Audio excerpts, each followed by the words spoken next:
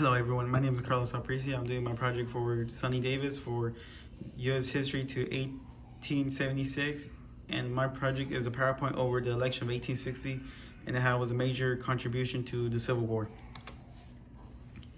The inevitability of war. We already knew that war was coming. In the past, there's been so many stir-ups that it was really hard to avoid, such as the Compromise 1850 to the book Uncle Tom's Cabin to slavery.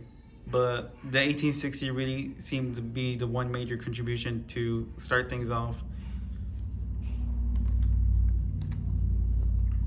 And as you can see, it really was the most pivotal election in U.S. history. So much debate, and we can learn so much from this. And for the first time in history, that it was the second time that Republican Party had a candidate, and it was still really new. But during this time, the Democrats were really divided. They didn't agree with one each other.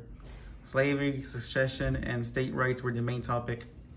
And during this voting section, compared to any other history, it was the second highest voting turnout with the 81.2%. As you can see, here's the candidates: Abraham Lincoln, who was the Republican Party; John C. Bracken, who was the Southern Democratic Party. Then there's John Bell, who was with the Constitutional Union, who was new party at the time. Then there's Stephen A. Douglas, who was with the Northern Democratic Party. And as I'm saying this now, the Democratic Party were highly divided, which is why it explains too. Abraham Lincoln was against slavery. John C. Bracken was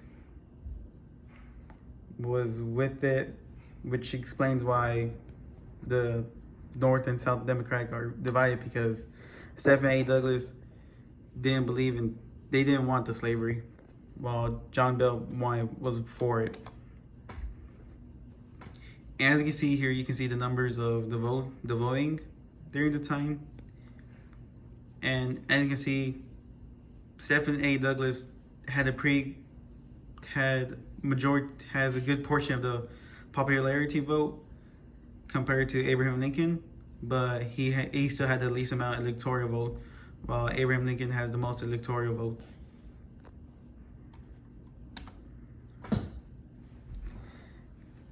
What was shocking to me doing this research was to find out that Lincoln's name was now on 10 of the southern states in their ballots.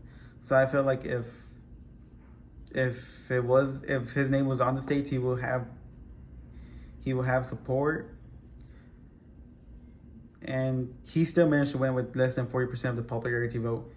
And one major thing that I think was amazing, that since Lincoln won, the Republican Party became a major party, meaning that since here on out, it was mainly between the Republican and Democratic for every election going at it.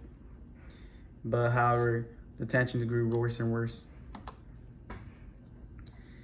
And shortly after the election, this brought fear into the southern states.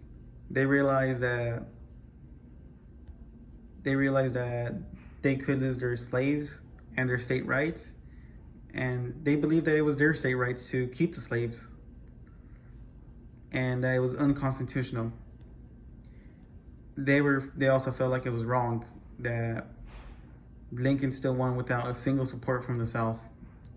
So soon, South Carolina became the first state to succeed, and eventually 10 other states followed. And as you can see here, you can see the split between the states.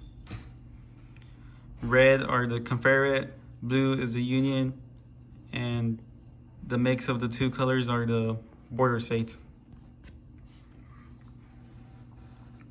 And as you can see here, here's my works cited page, and it tells you which slide I found my information on. And that's all for my project, and I hope you all have a good day.